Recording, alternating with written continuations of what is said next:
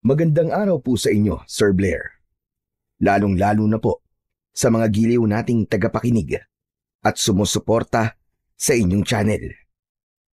Gusto ko lang pong ibahagi sa inyo ang natatangi kong karanasan na hinding-hindi ko makakalimutan.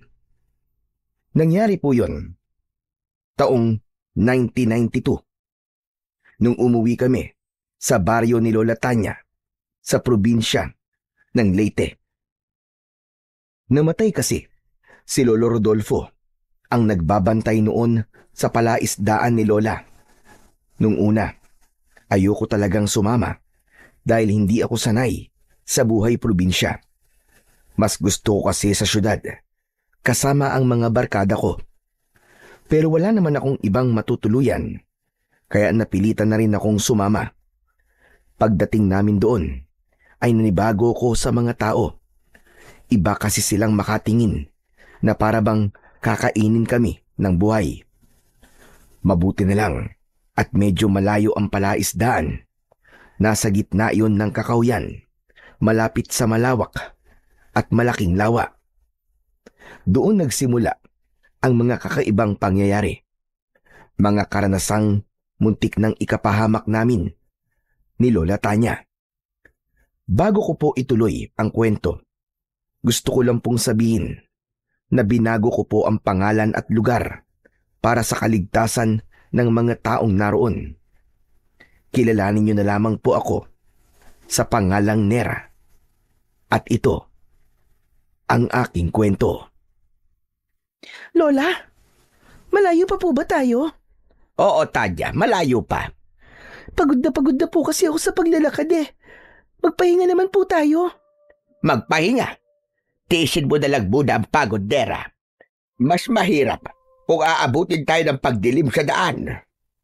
Lola, mas mahirap po kung mawalan na po ako ng malay dahil sa sobrang pagod. Sus Mariosep na batang ito naman, oh. Ano ba problema mo? Parang ngayon ka lang naman napagod, ah. Eh kasi naman po, Lola eh. Masyado po mabigat yung dala kong bag. Idagdag pa po ang maraming sanga ng puno na nakaharang po sa dinadaanan natin. Ay, naku kang bata ka. Puro ka na lamang reklamo. Ginagawa mo lang yata yan para iparamdam mo sa akin na ayaw mo talaga sa baryo namin ng lolo mo. Hindi naman po sa ganun, Lola. Hindi rin po ako nagrereklamo. Sadyang mabigat lang po talaga tong bag nyo eh. Ano po ba kasing mga laman nito? Wala lang yan. Magagamit natin yung pagdating ng oras. Tsaka konting minuto na lang naman ang titiisin mo at malapit na tayo makarating sa palaisdaan.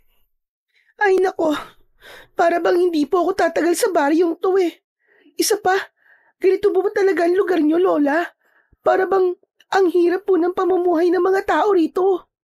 Sos, sa una lang yan, apo. Dahil hindi ka pasanay.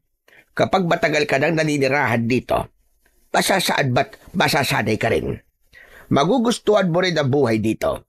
Baka ikaw pa mismo ang magsabi sa akin na dito na lang tayo tumira. Naku, Lola, kahit kailan, hindi ko po gugustuhin na tumira dito. Hindi po ako mabubuhay sa lugar na to na walang kuryente. Basta kapag natapos na po ang problema natin dito, uuwi na po tayo.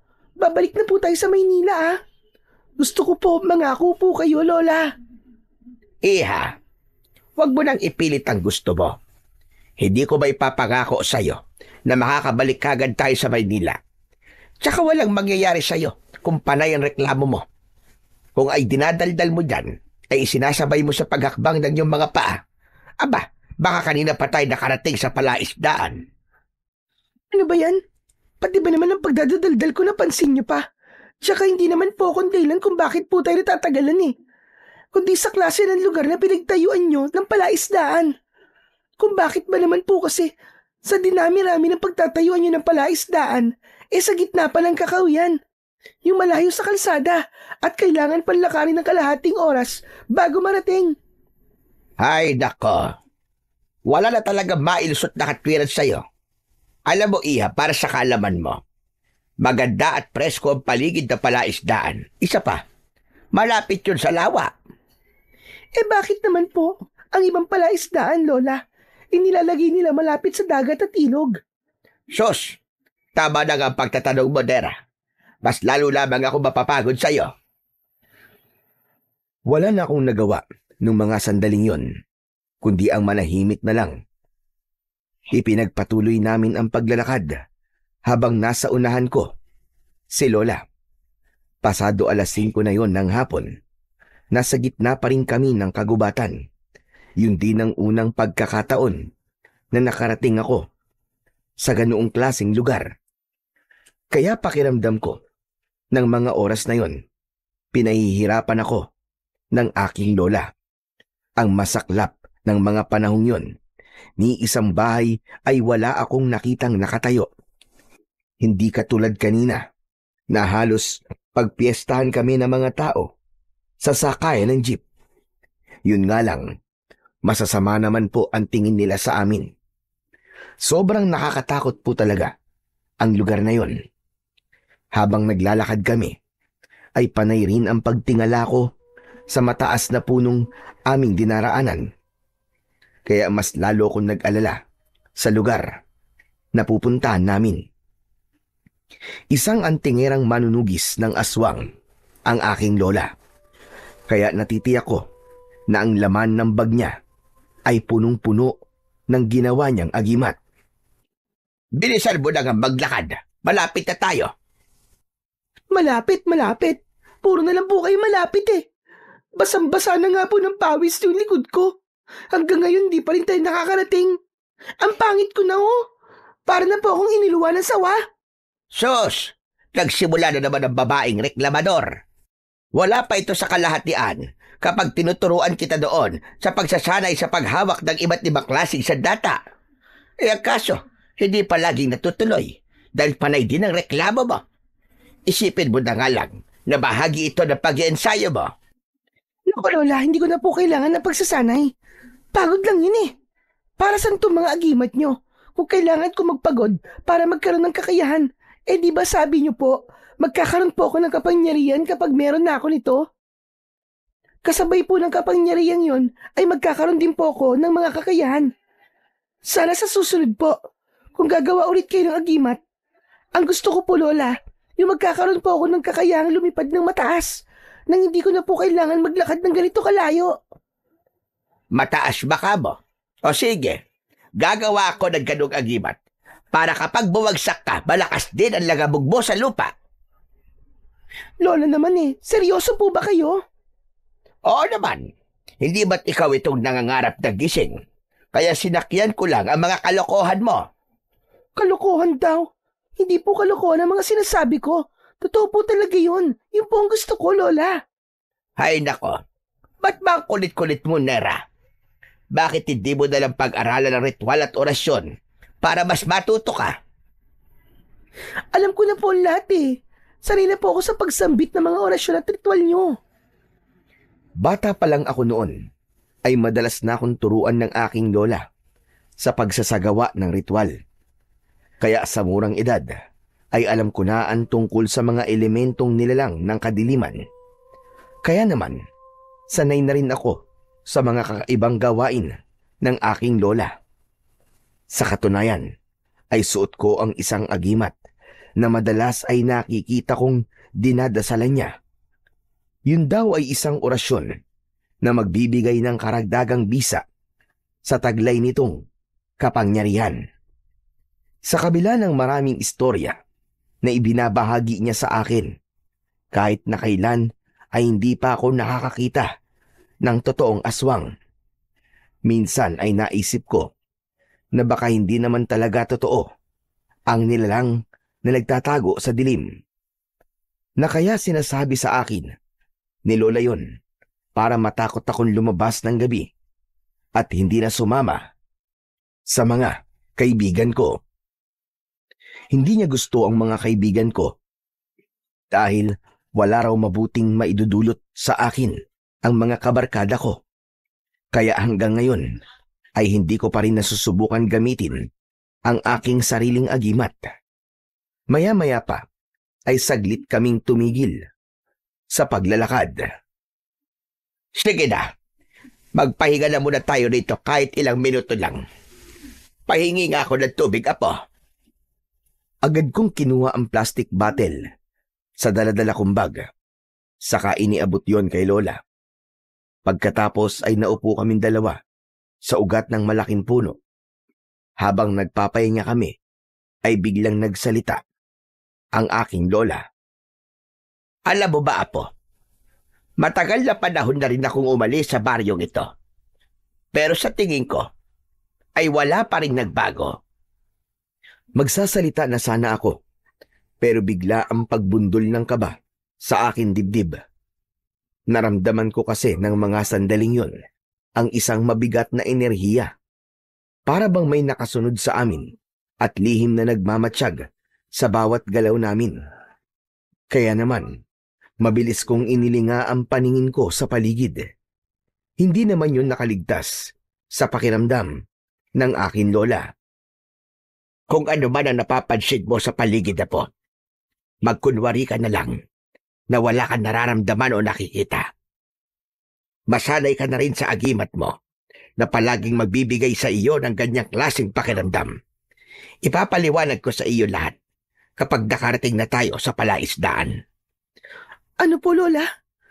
Teka, hindi ko po kayo maintindihan eh. Mas makakabuting magkunwari ka na wala kang nararamdamang presensya sa paligid kesa mag-usisa pa dahil hindi ka pa handa na makakita ng aswang na kanina pang nakasunod sa atin. At yan ang dahilan kung bakit kailangan natin magmadali. Mas mahihirapan tayo maglakad kung aabutan tayo ng pagdilim sa daan.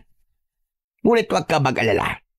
Hanggat nandito ako, walang masamang magyayari sa iyo. Halika na, Apo. Umalis na tayo rito. Sa pagkakataong yon, mas lalong tumindi ang kaba sa aking dibdib. Alam ko, kapag nasa probinsya ay meron na masasamang elemento na nagbabantay sa paligid.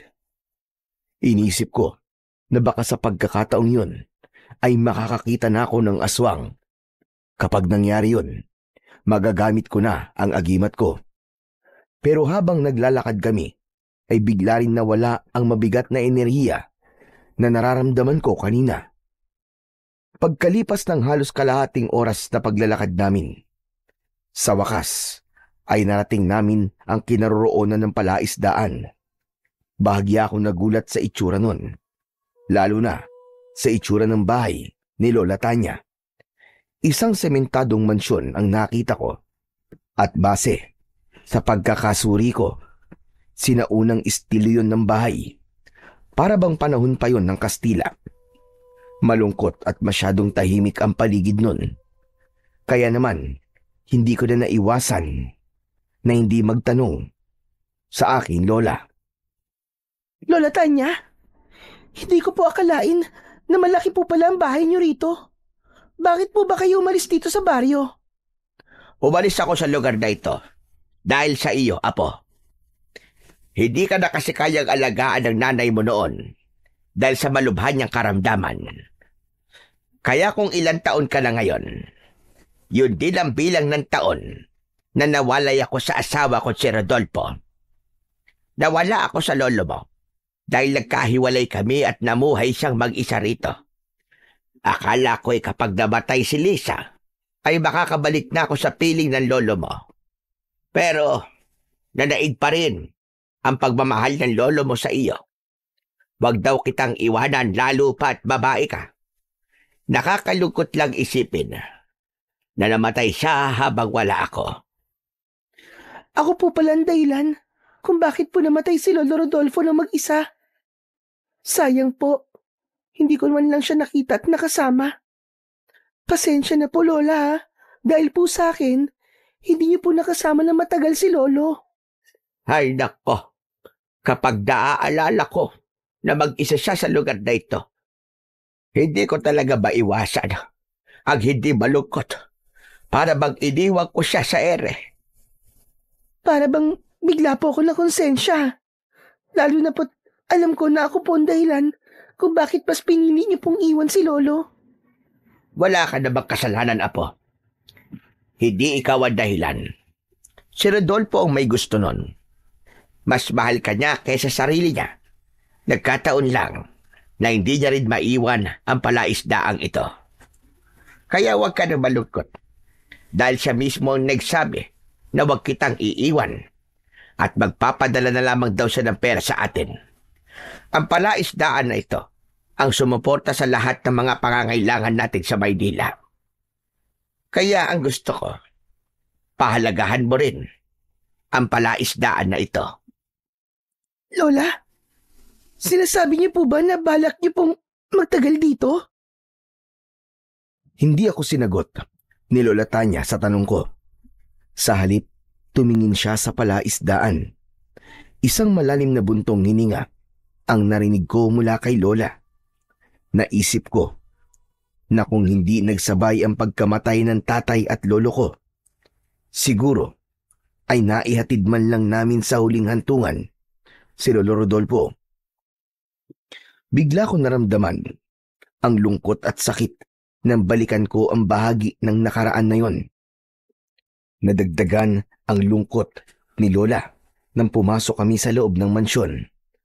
Habang abala si Lola Tanya, ay naisip ko na puntahan kagad ang magiging silid ko. Pagpasok ko roon, ay tumambad sa aking paningin ang isang katre. Inilapag ko roon ang aking bag, saka binuksan ang bintana. Natanaw ko ang likod ng bahay at sumalubong sa akin ang sariwang hangin mula sa kakawyan.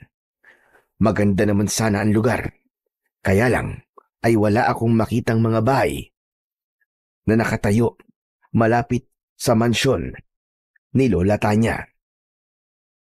Grabe, ang lungkot naman ng lugar na to. Para bang mabigat sa dibdib ang tumira dito. Sana lang talaga hindi kami tumira dito.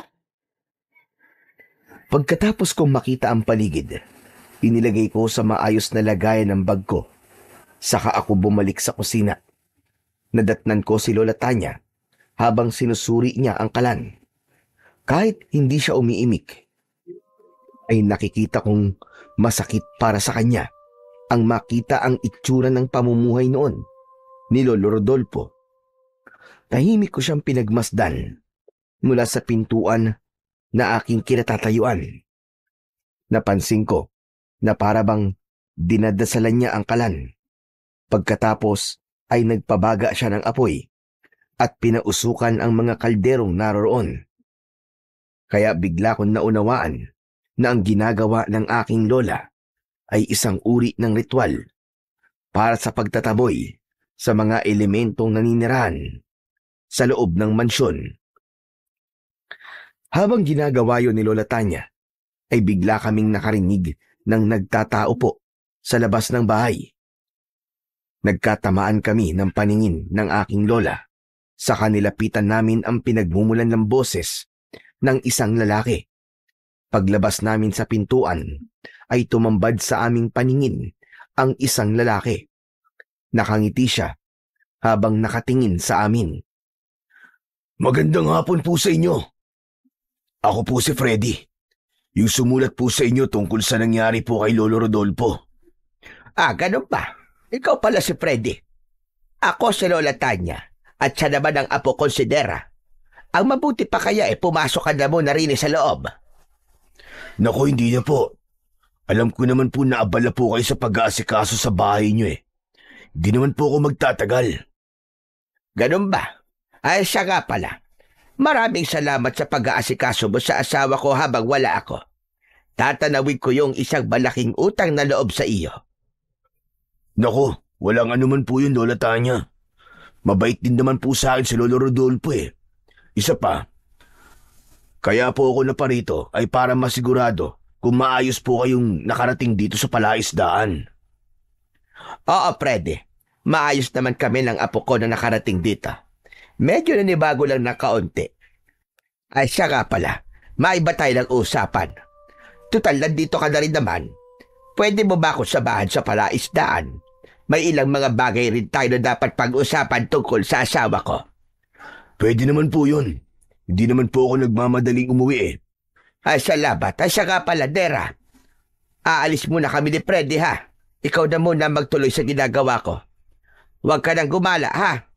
Hindi mo pa kabisado ang lugar na ito. Opo, Lola. Talagang kabisado ng aking lola ang ugali ko. Nahulaan niya kung ano ang tumatakbo sa isip ko. Balak ko talagang gumala ng mga sandaling yon. Pero naunahan ako ni Lola. Pagkaalis nila, ay nahabol ko na lang ng tanaw ang mga ito. Malapit lang naman ang bahay sa palaisdaan, kaya hindi na ako nag-alala. Saka ko naman nilapitan ang kalan at itinuloy ang pagpapausok dito. Tinuruan ako ng aking lola noon kung paano magsagawa ng ritual, kaya hindi na rin ako nahirapan. Merong kasing kasabihan ang matatanda sa amin na kapag matagal nang walang nakatira sa bahay, ay kailangan pausukan ang kalan ng taong titira doon. Yun daw ang ritual ng pagtataboy sa mga masasamang elemento na nakatira sa mansyon, lalo na kung namatay ang unang nakatira doon. Habang abala ko sa pagpapausok ng kalan, ay bigla kong naramdaman ang presensyang naramdaman ko kanina. Sa bandang likuran ko yun, kaya napalingon ako at nahagip ng aking paningin ang isang anino na nagmamadaling tumakbo papalapit sa bintana. Mabilis na lumukso ang anino na yon palabas ng bahay. Dala ng aking kuryosidad, nilapitan ko yon at saka sinilip. Iba ang dating sa akin ng anino na yon. Para bang hinihila niya ako na sumunod sa kanya. Wala naman sigurong masama kung susundan ko siya. Hindi naman malalaman ni Lola kung aalis ako, din mamaya pa naman ang balik niya. Hindi na nga ako nagdalawang isip. Sa bintana rin ako dumaan, kagaya ng madalas kong ginagawa kapag tumatakas ako sa akin lola. Pagbagsak ko sa lupa, ay napansin ko ang malawak na kakahuyan sa likod ng mansyon. Pero hindi ako nagpaawat. Malalaki ang hakbang ng mga paa ko na sinundan ko ang nilalang na tumakbo roon hanggang sa maglaho siya sa paningin ko. Teka, saan na kaya siya nagpunta? Ang bilis naman niyang mawala. Inilinga ko ang paningin ko sa paligid. Napilit inaaninaw ang bawat sulok ng kagubatan. Huli na nang mapansin kong malayo na pala ang natakbo ko. Nag-alala kong napatigil sa paghahanap sa anino na yon at ang pagod ay biglang napalitan ng takot. Naku, lagot na. Lagot na talaga ako nito. Bakit kasi sinundan ko pa yung aninong yun eh? Nasaan na kaya siya? Ano kaya ang lugar na to? Diyos ko, pati ang daan, hindi ko na rin matandaan. Saan na kaya ako ngayon dadaan para lumabas sa kakawiyang to? Ihakbang ko na lang sana ang mga pako nang bigla akong nakarinig ng kaluskos sa bandang kahoy na nakatumba sa lupa. Dahan-dahan ko yung nilapitan dahil inisip ko na baka doon nagpunta ang anino na sinundan ko kanina. Ngunit ang kaluskos na naririnig ko ay nauwi sa tunog ng pagnguya na para bang may butong nadudurog sa loob ng bibig ng isang nilalang na kumakain doon. Hindi ko inaalis ang paningin ko, ngunit halos mabingi ako sa tibok ng aking puso. Bigla kong naramdaman ang kilabot sa buo kong katawan. Inisip ko na baka may aswang, kaya kinapa ko ang kwintas ko sa aking leeg. Yun ang agimat na magsisilbi ko sanang proteksyon, ngunit naiwala ko yun. Mas lalong tumindi ang nararamdaman kong takot. Aatras na sana ako para lumayo sa ingay na naririnig ko, nang biglang lumitaw ang nilalang mula sa likod ng puno. Direkta siyang tumingin sa akin. Ipinakita niya kung paano niyang nilalantakan ang laman loob ng kaawa-awang usa. Nang mga sandaling yon, ayaw gumana ng isip ko. Nagulat ako dahil alam ko na hindi siya ordinaryong nilalang, kundi isang aswang. Diyos ko! Aswang! Huwag kang lalapit! Diyan ka lang! Biglang nanigas ang aking mga binti. Habang pinagmamasdan ko ang nilalang, nakangisi siyang humahakbang papalapit sa akin. Habang ang mapula niyang mga mata ay nanlilisik na nakatingin din sa akin. Umangil siya ng malakas, napaatras ako at nakataas ang aking kanan na kamay na para bang sa pamamagitan nun ay magagawa ko siyang pigilan na lumapit sa akin. Takot na takot ako ng mga sandaling yon. Wag! Parang awa mo na! Huwag mo akong sasaktan! Nakikiusap ako! Huwag kang lalapit! Huwag kang lalapit! Imbis na tumigil sa paglalakad ng aswang, ay bigla siyang sumugod sa akin. Hinawakan niya ang tigkabilaan kong braso at ubod-lakas niya akong kinagat sa balikat. Naramdaman ko ang pagbaon ng mahahaba niyang pangil sa laman ko. Dahilan para mapasigaw ako sa labis na sakit. Idagdag pa ang mga kuko niya na bumabaon sa braso ko. Wala na akong nagawa kundi ang magpumiglas. Sa bilis kasi ng pangyayari ay hindi kagad ako nakaisip ng paraan para lumaban. Sinipa ko ang masela na parte ng kanyang katawan. Napabaluktot siya sa labis na sakit at umangil ng malakas. Sinamantala ko naman ang pagkakataon na nabitiwan niya ako. Bago ako umalis, sinipa ko ang kanyang muka, dahilan upang bumagsak siya sa lupa. Agad na akong tumakbo ng mabilis, papalayo sa aswang na yon. Habang tumatakbo, ay dinig na dinig ko ang malakas niyang pag-angil. Wala na akong pakialam kung saan man ako makarating. Ang mahalaga ay makatakas ako sa aswang na yon. Naramdaman ko ang mainit na likido na umaagos sa balikat ko at hindi ko na naiwasan ang hindi maiyak. Habang tumatakbo, ay bigla kong naisip ang aking lola. Lola, tulungan niyo ako. Nasaan ang labasan ng gubat na to? Diyos ko, tulungan niyo po ako. Dahil takot at natataranta ako ng mga sandaling yon, ilang beses akong nadadapa dahil hindi ko na halos makita ang daan. Madilim na ng mga oras na yon na lalong dumagdag sa takot na nararamdaman ko. Hanggang sa bigla ko na lamang naramdaman ang kuko ng aswang na kumalmot sa likod ko. Bumagsak ako ng pasadsad sa lupa. Patihaya akong nahiga at gano'n na lamang ang panlalaki ng mata ko nang makita kong naabutan na pala ako ng aswang. Tulong! Tulungan niyo ako! Lumayo ka sa akin, aswang ka! Huwag kang lalapit! Lumayo ka! Sumigaw ako ng malakas, pero pakiramdam ko ay ako lang ang nakakarinig sa boses ko. Ipinagdasal ko na lamang ng mga sandaling yon na sana ay merong tao na dumaan at tulungan niya akong makatakas mula sa aswang. Kitang-kita ko ang pagtulo ng malapot niyang laway. Bigla siyang yumuko sa paanan ko at hinawakan niya ang dalawa kong mga paa. Hinila niya ako, kaya nakaladkad ang katawan ko sa lupa. Bawat pagtama ng matatalas na bagay sa likod ko ay halos hindi ako makahinga sa labis na sakit. Pakiramdam ko ng mga sandaling yon ay katapusan ko na talaga. Takot na takot ako at nagsisisi na hindi ako nakinig sa lola ko. Tama na! Nakikiusap ako! Tama na! Tulong! Tulungan niyo po ako! Saklala! Sa kabila ng pagsigaw ko, ay patuloy lang ang nilalang sa paghila niya sa aking mga paa.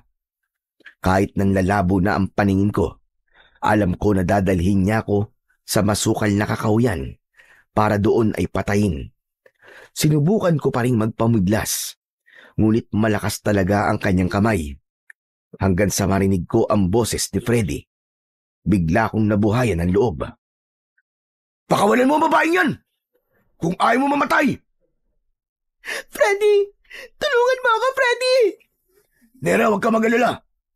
Ililigtas kita! Tumingin sa akin si Freddy at bumakas sa mukha niya ang pag-aalala. Nasa hindi kalayuan siya ng kinaroroonan namin ng aswang. Saglit na tumigil ang nilalang. Binitiwan niya ang mga paa ko at bigla siyang lumukso papunta sa kinatatayuan ni Freddy. Kitang-kita ko kung paano nakipaglaban ang binata sa nilalang. Bawat pagtama ng suntok ni Freddy sa katawan ng aswang ay napapaangat ang paa nito sa lupa. Sa tingin ko ay malakas kung sumuntok ang binata. Habang nagpapambuno ang dalawa, ay dumating naman si Lola Tanya. Galit na galit niyang hinarap ang aswang. Ginamit ng aking lola ang agimat niya at sa unang pagkakataon ay nasaksihan ko kung paanong nasunog ang katawan ng aswang. Naiwan si Freddy na nakatayo sa pinagbagsakan ng abo ng aswang. Habang si Lola Tanya naman ay nag-aalala na lumapit sa akin. Diyos ko po, Apo. Ano ba nangyari? Bakit ka nagpunta rito? Hindi ba't sinabi ko sa iyo na huwag kang gagala sa lugar na ito? Patawarin niyo po ako, Lola. Patawarin niyo po ako. Hindi ko po sinasadya.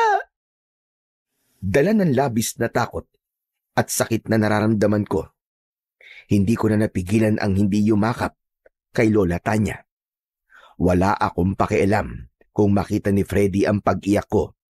Basta ang alam ko ng mga sandaling yon, sobra akong nagpapasalamat dahil buhay pa ako. Maya-maya pa ay narinig ko ang yabag ng paa ni Freddy papalapit sa amin ni Lola. Tara na po, umalis na po tayo rito. Baka po meron pang dumating na mga aswang sa lugar na to eh. Hala, sige na. Tumayo ka na, Nera. Kailangan magamot kagad ang mga sugat mo. Nagulat na lamang ako nang bigla akong binuhat ni Freddy. Nahihiyaman ay binaliwala ko ang ginawa niya. Ang mahalaga ay hindi na ako maglalakad para bumalik sa mansyon. Kasunod namin si Lola Tanya na panay ang paglinga sa paligid. Pagkalipas ng ilang minutong paglalakad, sa wakas ay narating namin ang mansyon. Agad akong dinala ni Freddy sa loob ng aking silid. Pagkatapos si Lola Tanya naman ay mabilis na naghalungkat ng mga gamot sa bag ko. Inilabas ng matanda ang 3 bote na meron na kulay pulang likido. Nang maintindihan ni Freddy na gagamutin ako ni Lola Tanya, ay mabilis siyang lumabas ng kwarto ko. Kaming dalawa na lamang ni Lola Tanya ang nasa loob ng aking silid. Agad niyang binuksan ang takip ng bote at naamoy ko ang mabangong singaw ng laman nun. Yun ang dinikdik na katas ng ilang-ilang na merong kasamang orasyon. Mabisang gamot yun sa sugat na gawa ng aswang. Huwag kang malikot at nilinisan ko muna ang sugat mo. Kailangan mapigilan ko ang pagkalat ng lason. Naramdaman ko ang paghawi ng aking lola sa damit ko. Pagkatapos ay nilinisan niya ang sugat ko. Nang matapos siya sa panggagamot sa akin, ay nagtanong ako sa kanya tungkol sa nilalang na umatake sa akin kanina. Lola, ano pong klaseng nilalang yun? Bakit po may ganun po sa baryong ito? Sila ang mga aswang na kung tawagin dito ay Darkula. Isang nilalang na kumakain ng laman loob ng tao. Kalahi sila ng mga aswang na mandurugo. Sila ang mga nilalang na merong kakayahang manggaya ng muka at pagkatao ng nagiging biktima nila. Kahit isa pa yung hayop, basta napatay nila, ay magagawa nilang kopyahin yon. Kung napatay niya po ako kanina, marahil nagaya na po niya ang mukha ko. Oo, Apo. Kaya nga sobra ako nag-alala sa'yo. Akala ko talaga hindi na kita makikita. Hindi ko po akalain na makakita kagad ako ng aswang sa baryong ito, Lola. Totoo po pala yung mga sinasabi niyo. Ang akala ko po talaga niloloko niyo lang ako. Ganun po pala kumilos ang aswang. At kakaiba po ang kanyang anyo. Sobrang nakakatakot po. Nakakakilabot ang kanyang huni kanina. Pero nang makita ko po na nasunog siya sa agimat nyo, naisip ko po na mahalaga pala ang magkaroon ng isang agimat. Nang mabanggit ko ang tungkol sa agimat, ay saka ko lang naalala na nawawala na ang agimat ko. Hindi rin yun nakaligtas sa paningin ng aking lola. Teka, sandali lang. Nasaan nga palang agimat mo, Hanera? Pasensya na po, Lola. Hindi ko po namalayan na naiwala ko ang agimat kanina. Diyos ko na ba na bata ka, oo? Bakit naman naiwala mo ang agimat na yon? Hindi mo ba alam na mahalaga yon? Kaya ka napahamak kanina dahil nawala ang nagsisilbi mong proteksyon laban sa aswang. Pasensya na po talaga, Lola. Hindi ko naman po yun sinasadya eh. Tsaka, ano po bang inaalala nyo? Kaya nyo naman po gumawa ulit nun, di ba, Lola? Oo nga. Kaya ko nga gumawa ulit nun. Pero magkaiba ang epekto ng bago at lumang agimat. Hindi ka kasi nakikinig sa akin. Hindi ka nag-iingat.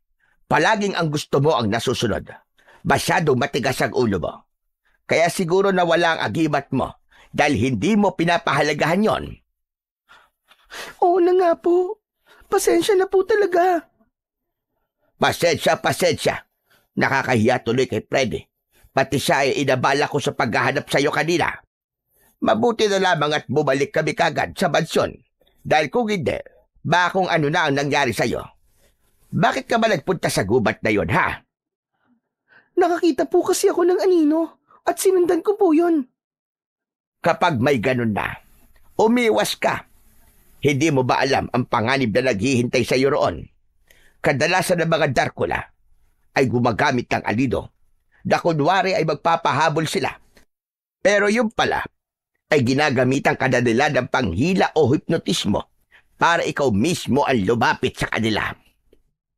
Kung tutusin naman po, Lola, kasalanan niyo rin naman eh. Ano ka po? Kasi naman po, nung una pa lang ayoko na pong umuwi rito, di ba? Kayo lang naman po mapilit. Gaano ba kahalaga ang palaisdaan nyo para ipagpalit yung kaligtasan natin? Alam naman po ninyo na marami palang aswang dito. Bakit naman po nagpunta pa tayo rito? Hindi ko inaasahan na maririnig ko yan sa iyo, Nera. Pagkatapos bumalaban kung gaano kahalaga sa amin ang lolo mong palaisdaan na ito.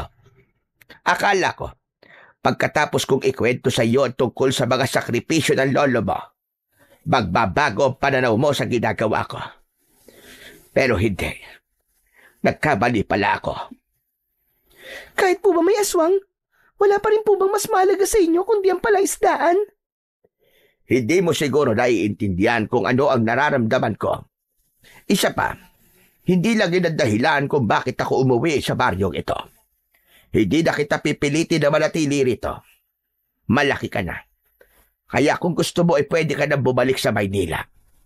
Kesa naman ang araw-araw na maririnig ko sa iyo, ay ako may kasalanan sa nangyari sa iyo. Nang marinig ko ang sinabi ng lola ko, para bang may kutsilyong tumusok sa puso ko. Tila sumobra ako sa mga nasabi ko sa kanya.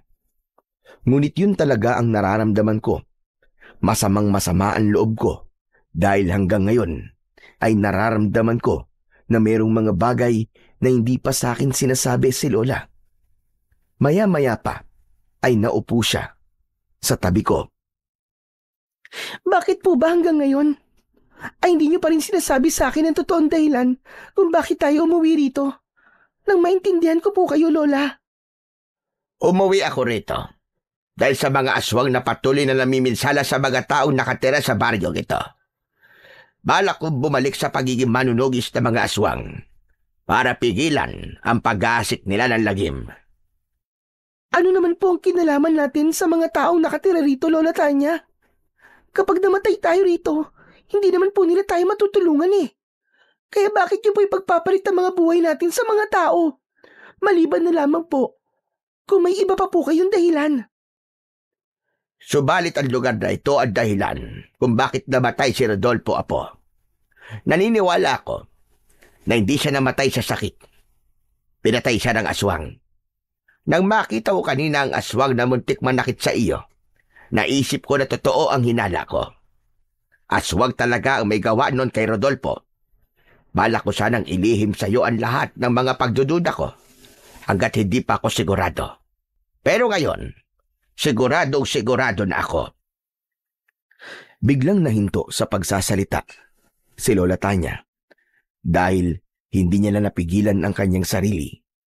Umiyak siya na para bang ang bigat-bigat ng dibdib niya.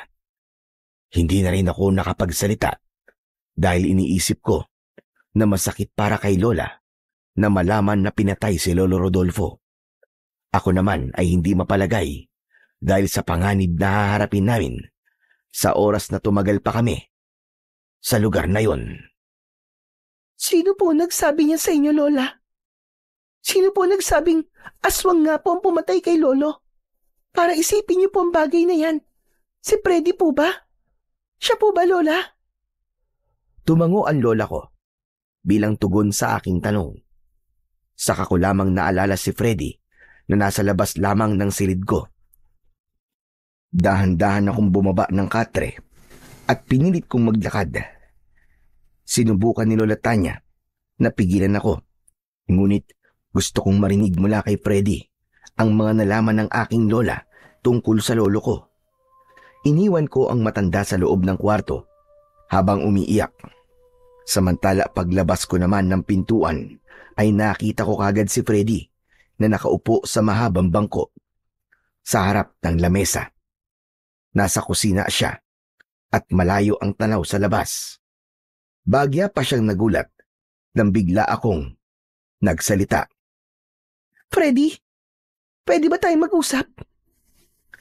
Napatayo ang lalaki at humarap sa akin.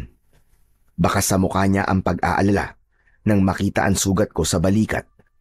Pero nang makita niya na seryoso ang mukha ko habang nakatingin sa kanya, lumikot ang mga mata niya.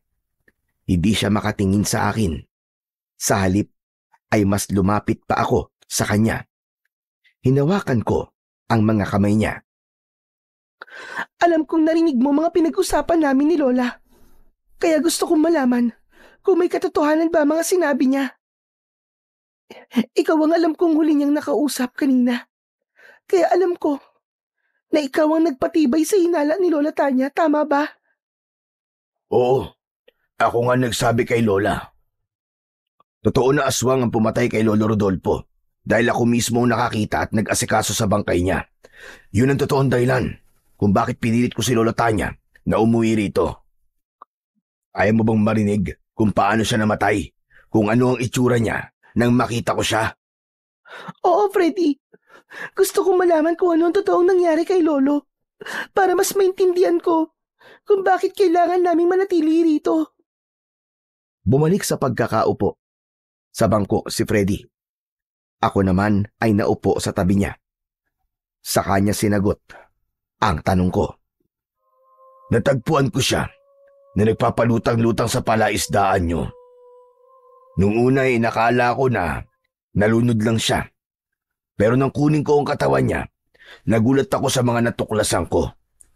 Wala na ang laman loob niya, wakwak ang dibdib niya, at halos hindi na siya makilala dahil sa ilang araw na pagkakalutang niya sa tubig. Diyos ko! Ang lolo ko! Kawawa naman ang lolo ko!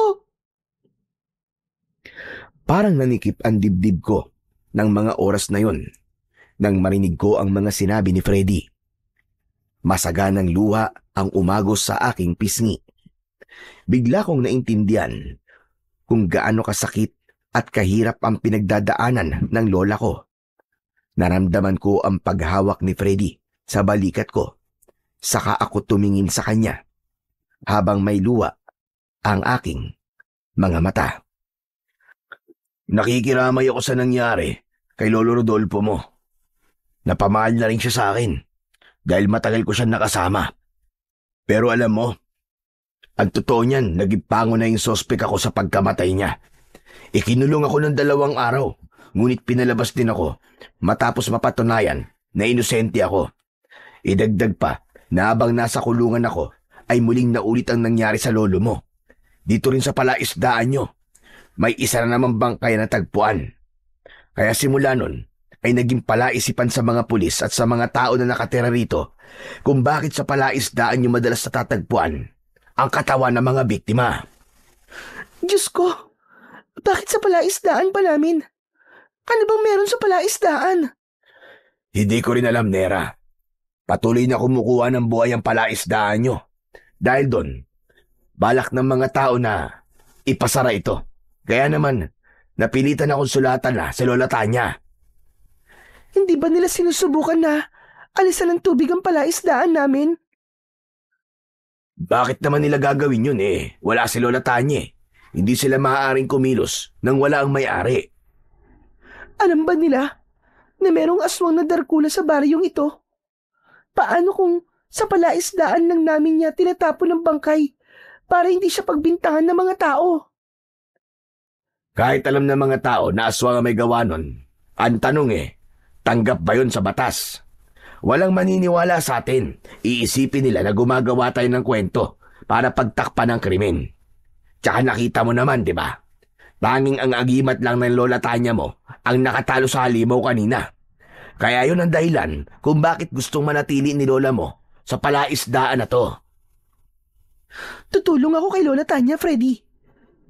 Bibigyan namin ng hustisya ang nangyari kay Lolo Rodolfo para mapatunayan na rin namin sa lahat na walang kinalaman ng palaisdaan namin sa pagkamatay ng mga biktima.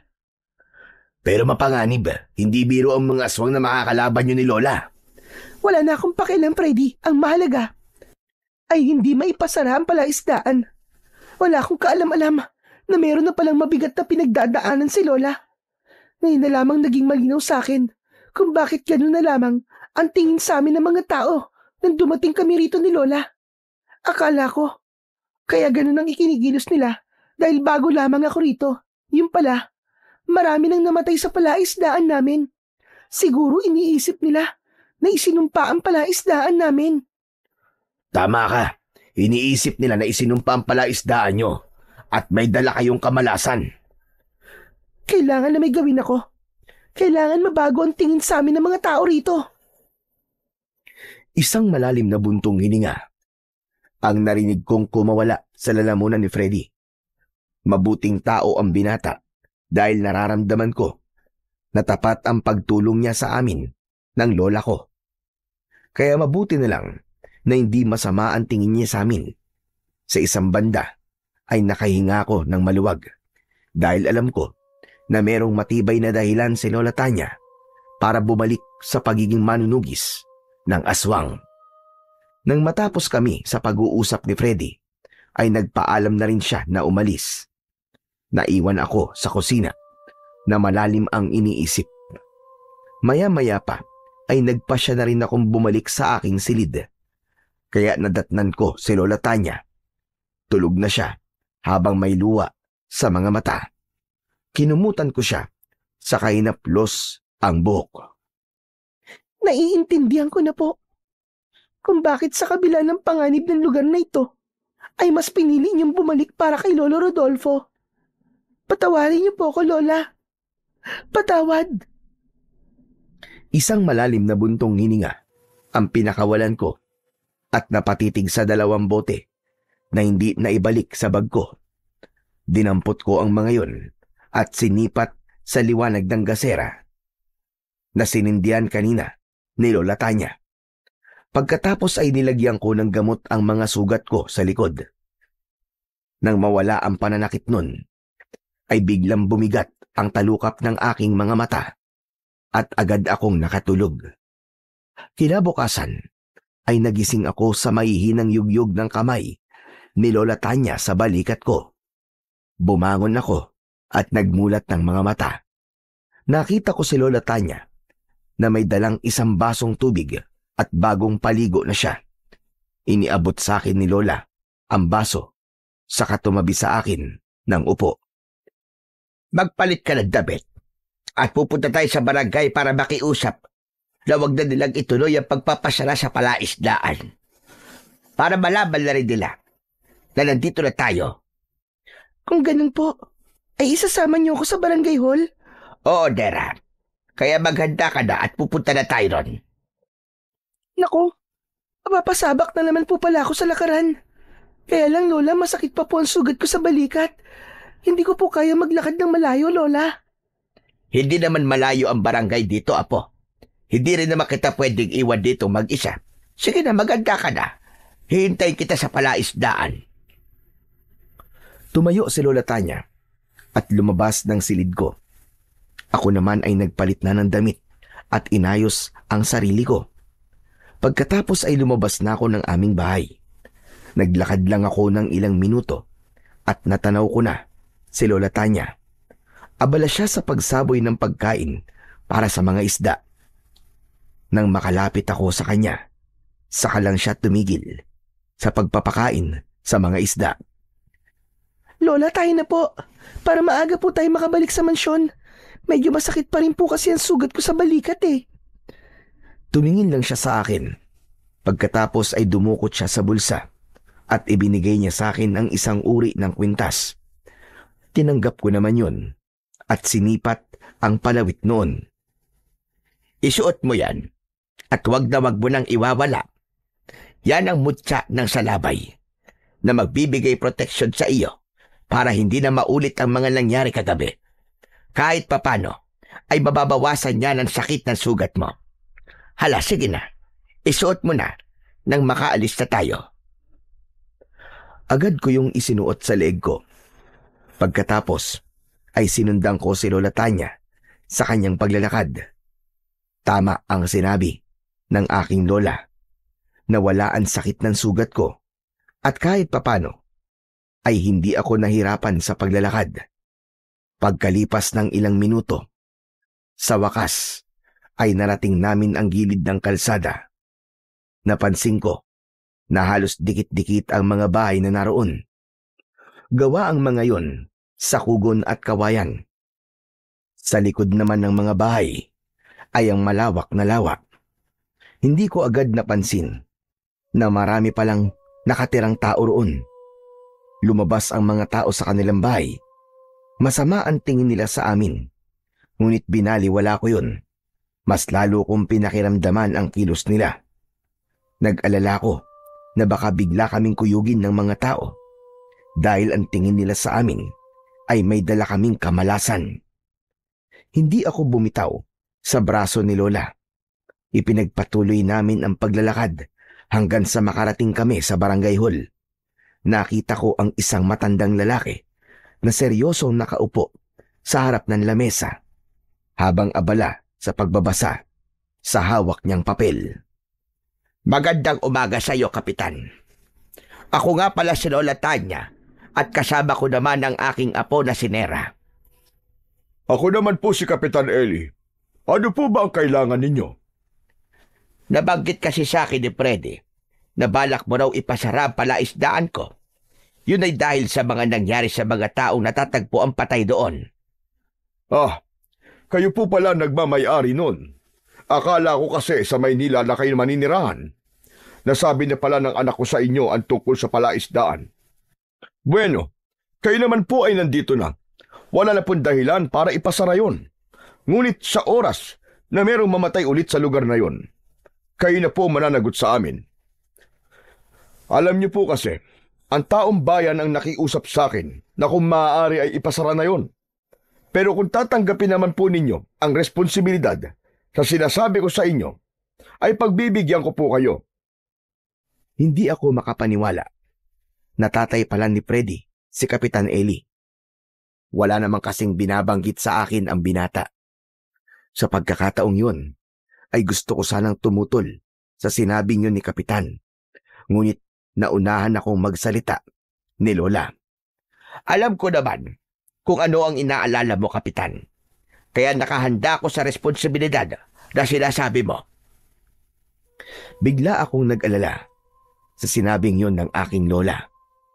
Tutol ako sa pagtanggap niya sa responsibilidad. Mahirap yun, lalo na kung buhay ng tao ang pinag-uusapan. Akma na sana akong magsasalita, ngunit hinawakan ni Lola ang aking kamay. Tumingin siya sa akin, para bang pinipigilan niya ako na wag makialam. Kaya naman, wala na akong nagawa. kundi ang manahimik na lang sa isang tabi. Hindi ko alam kung ano ang tumatakbo sa isip ng aking lola. Basta nagtiwala na lamang ako sa desisyon niya. Nang matapos sila sa kanilang mga pinagkasunduan, ay umalis na rin kami sa lugar na yon. Walang gustong magsalita sa aming dalawa. Nakatungo lang ako ng mga sandaling yon dahil ayokong makita ang mga taong nakatingin na naman sa amin. Habang tinatahak namin ang daan pabalik sa palaisdaan, ay hindi na ako nakatiis. Kinausap ko na si Lola. Lola, wala po ba kayong balak na ipaliwanag sa akin ang pagpayag niyo po sa kondisyon ni Kapitan Eli? Para ano pa? Para pigilan ako sa gusto kong mangyari. Talagang hindi po ako sumasangayon sa gusto niyo, Lola. Dahil ang kaligtasan niyo po ang inaalala ko. Paano? Kung meron namang mamatay sa palaisdaan, sino po mananagot? Hindi po ba't kayo? Nera, Apo. Alam ko naman na alam mo na ang tungkol sa totoong nangyari kay Rodolfo, hindi ba? Dahil hindi ka nagulat kanina. At alam ko rin na si Freddy ang nagsabi sa iyo. Pero bakit hindi mo ko naiintindihan? Tumigil si Lola Tanya sa paglalakad sa tapat ng palaisdaan at ibinaling ang paningin sa akin.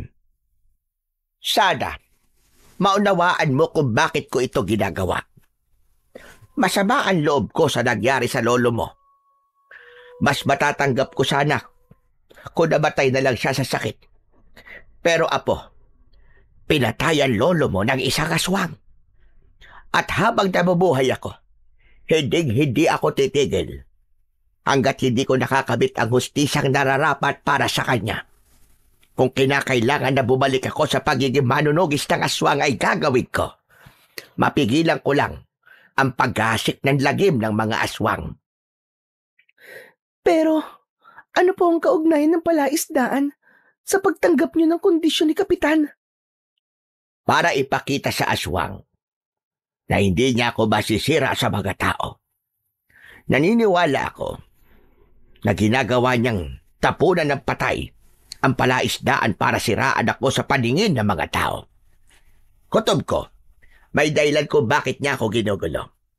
Kaya lalabanan ko siya. Nakahanda ako sa paghaharap namin ng aswang na pumatay sa lolo mo. Bumakas ang galit sa muka ni Lola Tanya. Kitang-kita ko ang pagnanais niya na mabigyan ng hustisya ang pagkamatay ng lolo ko. Pagkatapos niyang sabihin yun, iniwan niya ako sa tapat ng palaisdaan. Nahabol ko na lang siya ng tanaw hanggang sa pagpasok niya sa loob ng mansyon. Pagkatapos kong makapag-isip, ay naglakad na rin ako papunta sa bahay.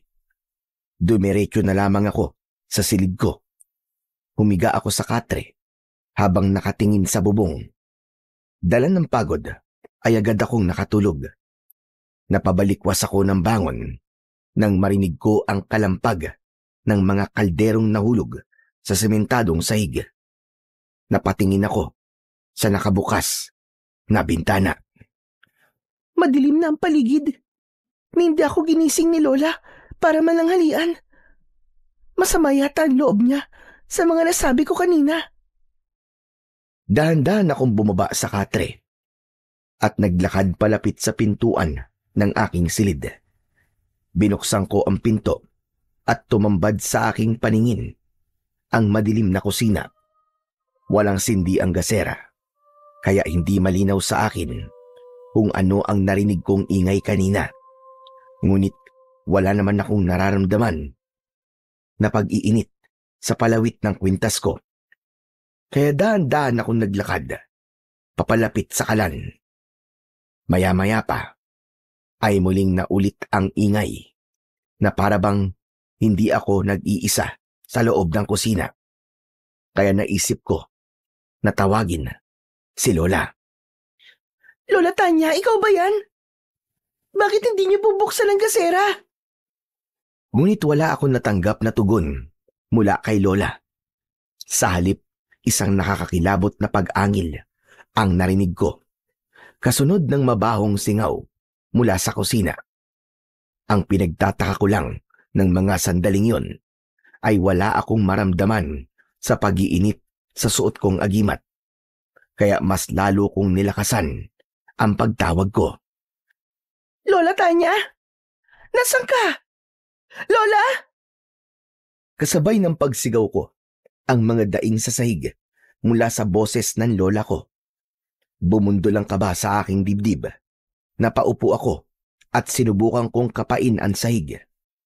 Naisip ko na baka ang ingay na naririnig ko ay nanggagaling sa bumagsak na si Lola Tanya.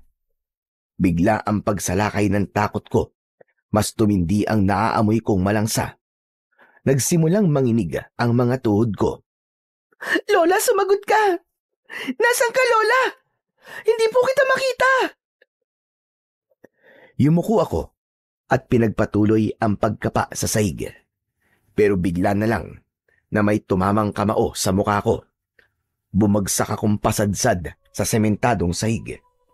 Dahil doon ay natitiyak ko na meron na ibang nilalang ang nakapasok sa bahay namin at nasa panganib ang lola ko. Kahit wala akong nakikita, ay sinubukan kong iwas-iwas ang kamao ko. Pilit kong inaabot ang kalaban na sumuntok sa akin. Maya-maya pa ay biglang lumiwanag ang suot kong mutya. Kahit papano ay nakatulong yon upang makita ko ang paligid. Nanlaki ang mga mata ko nang makita ko si Lola. Nakahandusay sa sahig. Meron siyang dugo sa noo. May kalmot din siya sa dibdib at nawawala ang suot niyang agimat. Agad akong lumapit at inilinga ang paningin sa paligid. Ngunit wala akong makitang ibang nilalang na naroon. Lola, ano nangyari? Sino po may gawa nito sa inyo? Nandito siya. Nandito siya, apo. Lola, lakasan niyo po ang boses niyo. Hindi ko po kayo marinig. Ngunit nawalan na ng malay si Lola Tanya. Hindi ko alam kung ano ang gagawin ko ng mga sandaling yon dahil nag-aalala ko at naguguluhan sa mga nangyayari. Pinilit kong buhatin si Lola, ngunit bigla akong natigilan nang makita ang nilalang na nakatayo sa harapan ko. Halos manlaki ang mga mata ko nang makita ang isang nakakatakot na nilalang. Kulay berde ang kanyang balat, makintab na para bang basa. Kulay pula ang mga mata. Wala itong ilong, ngunit may pangil sa bibig na may bahid pa ng dugo. Nakadagdag sa takot ko ang dalawa niyang matulis na sungay. Napatayo ako at umasa sa liwanag ng suot kong mutya. Hayop ka! Sinaktan mo ang lola ko! Magbabayad ka!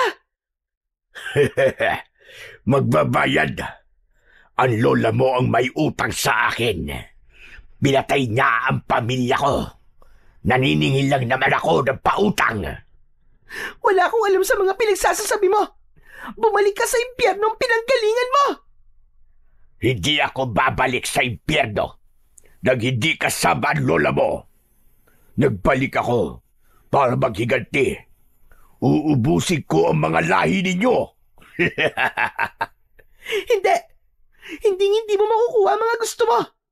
Kung meron man na dapat mamatay dito, walang iba kundi ikaw. Dahil kampong ka ng kadiliman, kampong ka ni Satanas. Kung ano man ang pagkakautang ni Lola sa'yo, sapat ng kabayaran ang ginawa mong pagpatay sa lolo ko, hayop ka! Hindi ka pa nasiyahan. Nandamay ka pa ng mga taong walang kalaban-laban. Nagkakamali ka. Lahat sila may kasalanan. Dahil sila ang ipinagtanggol ng lola mo. Kaya sa naging manunugis doon, isa ako sa naging biktima ng kasamaan niya. Kaya naririto ko para iparamdam sa kanya kung paanong mawalan ng mahal sa buhay, kagaya ng ginawa niya sa pamilya ko. Pwes, magdadaan ka muna sa ibabaw ng bangkay ko. Talagang dadaan ako sa bangkay mo dahil papatay kita. Ibibigay ko sa'yo ang laban na hinahanap mo. Biglang naglaho ang nilalang sa harapan ko.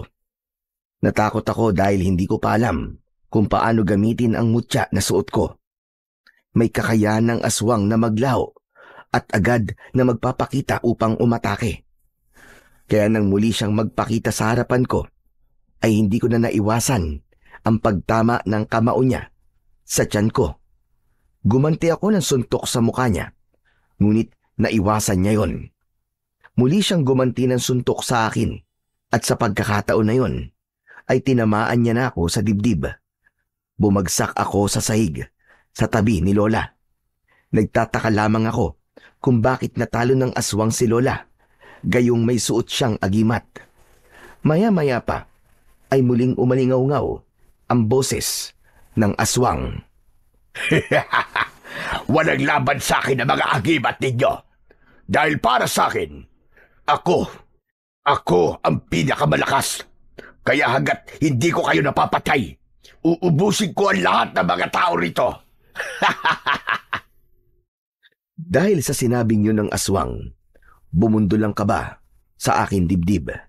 Inipon ko ang lahat ng lakas ko na nagpatindi sa liwanag na lumalabas sa mutya ng salabay. Bumangon ako. Agad akong sumugod sa aswang. Inatake ko siya ng suntok at sipa na tumama sa katawan niya. Sa lakas ng epekto ng kapangyarihan ko, bumalandar siya sa dingding ng pinto at nasira yon. Kahit na anong mangyari, ay hindi ko hayaan na magtagumpay ka sa mga binabalak mo. Lalabanan kita. Kabilang ka na rin sa mga pahihirapan ko. Ikaw ang pahihirapan ko, hayop ka. Pinatay mo ang lolo ko at sinaktan mo naman ang lola ko. Kaya humanda ka dahil papatayin kita. Lalapitan ko sana ang aswang nang bigla siyang naglaho sa paningin ko. Sinubukan kong manatili sa kinatatayuan ko at pinakiramdaman ang paligid ko. Ngunit wala na akong naramdaman na presensya mula sa pesteng aswang. Sinulyapan ko si Lola Tanya at walang kahirap-hirap na binuhat ko siya papasok sa loob ng silid ko. Binuksan ko ang gasera, saka inihanda ang mga gamot. Pagkatapos kong gamutin ang sugat ng aking lola, binindehan ko pa yon ng malinis na tela, saka naupo sa tabi niya. Malakas ang nilalang na umatake sa atin, Lola. Kaya natalo niya ang agimat mo. Dahil sa pagiging manunugis mo ng aswang noon, naghihiganti na ang pamilya na napatay mo. Isang malalim na buntong hininga ang pinakawalan ko ng mga sandaling yon. Nag-aalala ako sa banta ng aswang kanina. Kaya naisip kong lumabas para hanapin ang aswang. Isinara ko munang mabuti ang mga bintana at pinto para masiguro na ligtas ang aking lola. Pagkatapos namati ako na hindi basta makakapasok ang aswang sa loob ng aking silid, lumabas na ako ng mansyon. Naglakad ako ng dahan-dahan, palapit sa palaisdaan. Pagkarating ko sa tapat ng palaisdaan, ay naging alerto ako sa paligid. Alam ko na may dadalhin na bangkayang aswang na yon at itatapon na naman sa palaisdaan namin. At hindi ako nagkamali. Isang patay na baboy ramo nga ang inihagis ng aswang sa tubig.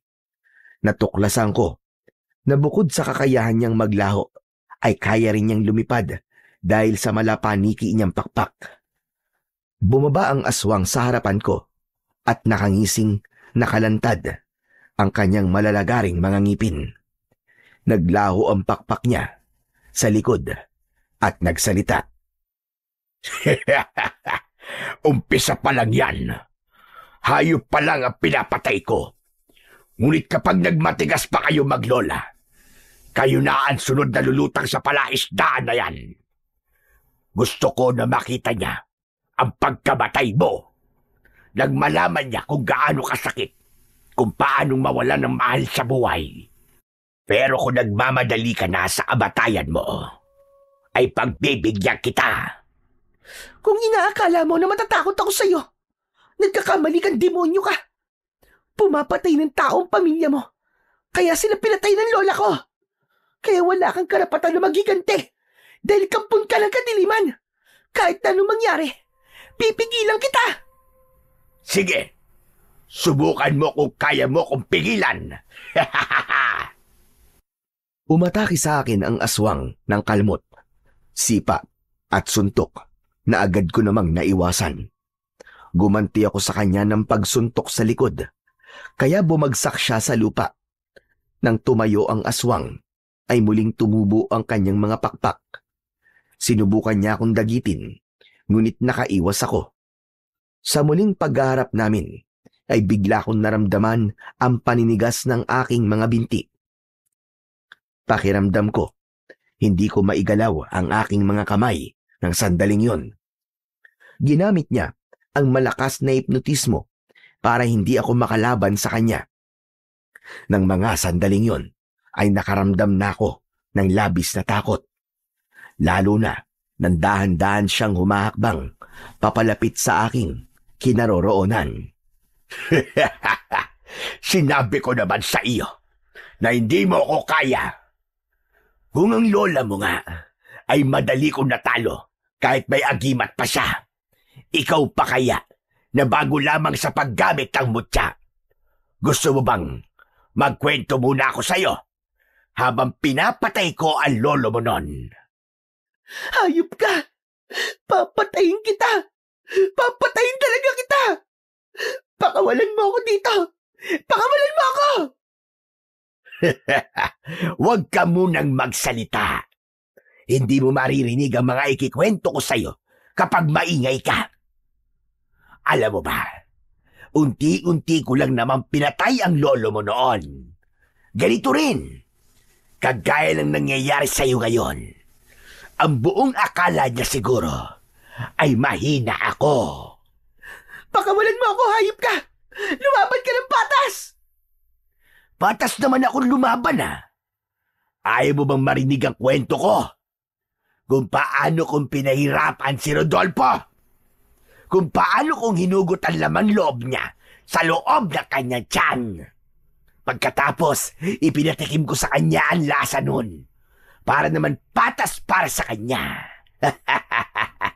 At siyempre, sinaluan ko siya nang hindi naman siya malungkot. Sigaw siya ng sigaw noon. Tinatawag niya ang pangalan ng magaling mo lola. Hayop ka! Halimaw ka! Papatayin kita! Sige, lakasan mo pa ang boses mo. Nagganahan naman ako habang nagkikwento. Alam mo bang, merong isang tao na sinubukan na tulungan siya. Ayon, nauna tuloy sa amo niya. At siyempre, ipinainom ko sa lolo mo ang dugo ng pakialamerong yon. Sayang, walang nakakaalam na patay na ang tapat niyang tauhan. Sinong tauhan na tinutukoy mo? Sino? Hulaan mo para masaya. Ano? Itutuloy ko ba ang pagkikwento? Alam mo, natatawa ako sa lolo mo Kahit hirap na siyang huminga. Pinagmumumura pa rin niya ako. Pinagbabantaan niya ako. Alam mo ba kung ano sumunod na nangyari? Ayon, wilakwak ko dibdib niya. Kaya yon, maaga siyang nagbiyahe papuntang impyerno. Nang marinig ko ang kwento ng aswang, parang ako ang nasaktan sa nangyari kay Lolo Rodolfo. Nagpumiglas ako at pilit na kumawala sa malakas na puwersang pumipigil sa katawan ko. Maya-maya pa, ay biglang bumagsak ang aswang. May nakabaon na palaso sa dibdib niya. Sinundan ko ang pinagmulan ng palaso. Nakita ko si Lola Tanya. Nakatayo siya. Nakataas ang kamay na may hawak pa na pana. Kumislap ang suot na agimat ng lola ko.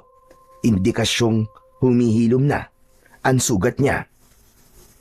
Kaya naman, nawala ang malakas na puwersang pumipigil sa aking katawan. Dala ng labis kong galit, inatake ko kagad ng suntok ang aswang na nakahiga sa lupa. Pinutol ko ang palaso sa dibdib niya at paulit-ulit ko yung isinaksak sa katawan niya. Pero nagawa pa rin niyang maglaho At kahit wala na ang nilalang sa harapan ko, paulit-ulit ko pa rin sinuntok ang lupa. Pinigilan naman ako ni Lola Tanya. Apo, tama na! Tama na, Apo! Dumudugo na ang kamay mo, itigil mo na yan! Lola, ang hina ko. Hindi ko siya napatay. Alam ko na po ang ginawa ng aswang na yung kay Lolo Rodolfo. Kaawa-awa naman po si Lolo. Pinahirapan siya ng halimaw na yon. Hayop ang halimaw na yun, Lola. Napakahina ko. Mahina ko. Inutil. Walang kwenta. Niyakap ako ng maigpit ni Lola Tanya habang umiiyak. Kahit na anong gawin ko, hindi na mawala sa isip ko ang ginawa ng aswang kay Lolo. Tahan na, Apo, tahan na. Paghahandaan na natin ang pagbabalik niya. Sisiguraduhin ko na hindi na siya makakatakas. Lola, naghihiganti siya sa inyo. Pinatay mo raw ang kanyang pamilya. Kaya iniisa-isa niya ang pamilya niyo. Kaya po ba, pilit niyo akong sinasanay na gumamit ng mga sandata at agimat? Dahil ang totoo, siya talaga ang pinaghahandaan niyo. Oo, Nera. Ngunit hindi ako nagsisisi. Maraming buhay ang naisalba ko noon. Alagad sila ng kadiliman na nag-aasik ng lagim. Dapat lang sa kanila ang mamatay. Pero paano po ang buhay na nawala? Ang buhay na nadadamay po ng dahil po sa inyo. Apo, kasama na sila sa ipaglalaban ko. Malinaw na po sa akin kung anong sinasabi ng hayop na yon. Kung hindi po ako nagkakamali, sinisiraan ka niya sa mga tao para itakwil ka. Tutulong po ako sa inyo, Lola. Ako po mismo ang papatay sa kanya. Nang kumalma na ang nararamdaman kong galit, ay inalalayan ako ni Lola Tanya. Kinuha niya ang pana na inilapag niya sa lupa. Pagkatapos ay sabay kaming naglakad pabalik sa bahay. Pagpasok namin sa loob ng mansyon, ay nagsindi kami ng gasera. Isinarado ng aking lola ang pintuan at mga bintana. Pagkatapos ay naupo siya sa tabi ko. Lola, ano po bang nangyari sa inyo kanina? Paano po kayo natalo ng aswang na yon? Hindi po ba't may suot po kayong agimat? Kutob ko, Apo. Kanina pa siyang nagmamatsyag sa atin at sinamantala niya ang pagkakataon na hindi ko siya nararamdaman. Magmula na dumating tayo sa baryo na to, ngayon lang nawala ang mga palatandaan sa agimat ko. Hindi ko siya naramdaman, kaya hindi ko siya napaghandaan. Sa tingin ko, ginamitan niya ako ng itim na mahika para mapigilan ang mga senyales na lalabas sa agimat ko. Kailangan natin mag-ingat dahil kaya niyang kontrahin ang kapangyarihan natin. Baka nakakalapit na pala siya sa atin nang hindi natin namamalayan. Kung sa bagay, kahit po ako, nahirapan po ako sa kanya. Wala po akong magawa para labanan siya. Makakaya mo siyang labanan na po. Natalo ka lang kanina dahil hindi mo pa alam kung paano gagamitin ang mutya na sa labay. Yan ang tatalo sa itim na kapangyarihan ng aswang na Darkula. Kaya magsasanay tayo sa paggamit mo ng pana at mutya. Hindi na maaaring maulit ang nangyari kanina, Apo, dahil baka hindi na tayo makaligtas sa kanya. Sa pagkakataon na yon, ay naramdaman ko ang kakaibang tensyon. Nag-alala ko na baka sa muling paghaharap namin ng aswang na Darkula ay mabigo na ako at mamatay sa kamay niya. Kinabukasan ay maaga akong lumabas ng bahay. Nakita ko si Lola Tanya. Nakaharap siya sa mga lata na nakatali sa sanga ng puno. Hawak niya ang pana at sinusubukan na itutok yun sa mga lata. Nang makita niya ako, ay ibinigay yun sa akin ni Lola. Pagkatapos ay umatras at itinuro ang mga lata. Sige, tignan natin. Patamaan mo ang mga lata na yan, Apo. Gawin mo ng buong maghapon hanggat hindi mo napapabagsak ang mga yan. Pero Lola, hindi naman po ako marunong gumamit nito eh. Kaya nga tinuturuan kita. Dahil hindi sa lahat ng oras ay kasama mo ko. Kaya pag-aralan mo na ipagtanggol ang sarili mo. Wala na akong nagawa. Ng mga sandaling yon, tinanggap ko na ang pana at binalahan ko yon ng palaso. Itinutok ko ang pana sa mga lata na nakasabit sa sanga. Dahil malakas ang hangin, hindi ko yun tinamaan. Ilang beses pa ako nagpakawala ng palaso, ngunit kahit isa ay wala akong tinamaan sa lata. Kaya naman, lumapit na si Lola sa akin at siya na mismo ang gumamit ng pana. Ipinakita niya sa akin kung paanong patamaan ang mga lata. Nanlaki ang mga mata ko dahil tumagos ang palaso sa lata at tumama pa yon. Sa kasunod nito, nakangiti naman si Lola nang muli siyang tumingin sa akin. Lola, ang galing nyo. Paano pong nangyari yun? Paano niyo po nagawa yun, Lola? Magagawa mo rin yon. Basta focus ka lang at patibayin mo ang dalawang braso mo. Huwag mong isipin na merong hangin. Ang isipin mo ay kung paano mo tatamaan ng mga lata. Hala, sige. Ikaw naman ang pumana sa mga lata. Subukan mo. Muling ibinigay ni Lola Tanya ang pana sa akin. Pagkatapos ay hinawakan ko yon ng maigpit. Itinaas ko ang kamay ko at sinunod ang sinabi sa akin ni Lola. Sinipat ko ang lata. Halos hindi ako humihinga ng mga oras na yon. Nang matiyak ko na sakto na ang posisyon ng pana ko, agad kong pinakawalan ang palaso. Nagulat ako nang tamaan ko ang lata. Sa lakas ng pagtama ng palaso sa lata, ay nahulog yun sa lupa. Hindi na tuloy maitago ni Lola ang labis na tuwa. Mahusay! Mahusay, apo. Nasa pulbo. Madali ka naman palang batuto. Nakakatuwa naman po, Lola Tanya. Hindi ko po akalain na magagawa ko po kagad patamaan ng lata. Alam kong magagawa mo, apo. Sige na. Magsanay ka pa ng gusto. Ituloy mo lang ang ginagawa mo at ako naman magpapakain muna ako ng mga isda. Nang makaalis na si Lola Tanya sa harapan ko, ay muli akong nagsanay sa paghawak ng pana. Tumagal yon ng halos 1 oras. Dahil sa pagsisikap ko na matuto, ay nagawa kong maubos ang mga lata nang walang kahirap-hirap. Sa labis na kaligayahan na aking nararamdaman, ay sumunod ako kay Lola sa palaisdaan. Balak ko sanang ibalita sa kanya na nagawa ko na ang ipinag-uutos niya. Ngunit bigla akong natigilan mula sa aking kinatatayuan. Tanaw ko kasi na nag-uusap sina Lola, si Kapitan at si Freddy. Para bang seryoso sila sa kanilang mga pinag-uusapan. Pagkalipas ng ilang sandali, ay hindi na ako nakatiis. Agad akong lumapit sa kanila at naabutan ko na nagsasalita si Kapitan Eli. Kahapon ko lang nalaman, Lola Tanya, na merong mga aswang na gumagala sa lugar natin. Ipinagtapat na sa akin ng anak ko si Freddy ang tungkol sa aswang na pumatay kay Tatay Rodolfo. Nabanggit rin niya sa akin na dati kayo manunugis ng mga aswang.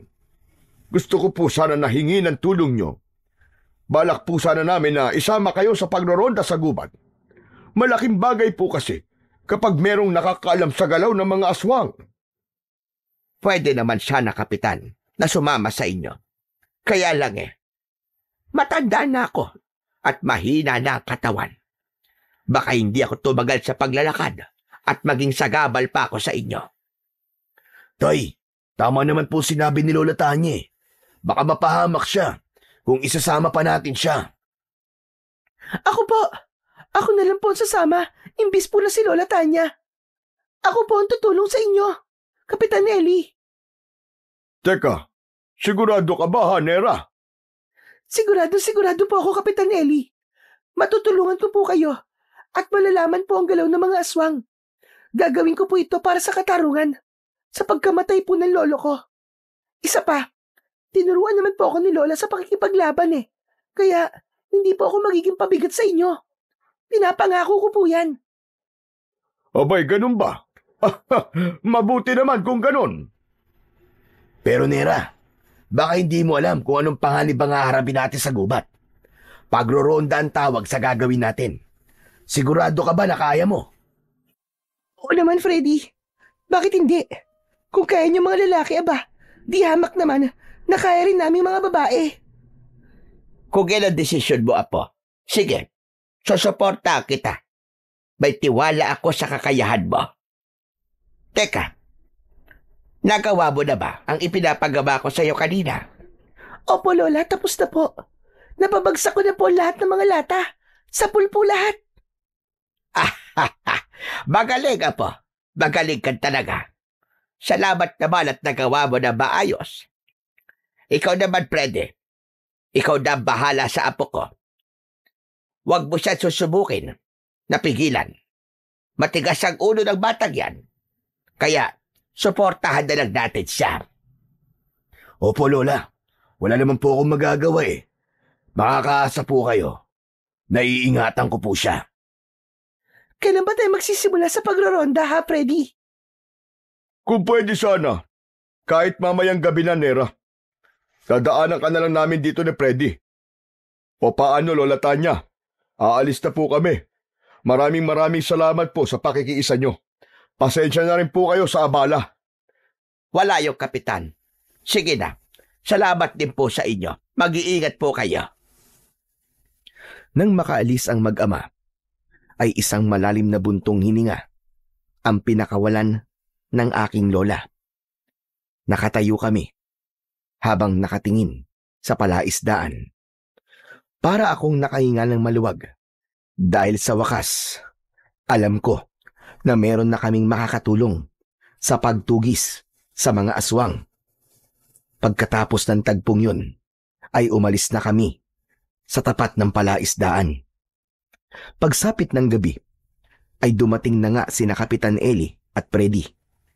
18 mga lalaki ang kasama ko at 2 babae. May mga hawak silang sulok, sibat, itak, at ako naman ay may bitbit na pana at punyal na nakatali sa hita ko. Handang-handa na ang lahat sa aming pagroronda. Mga kasama, makinig kayo lahat.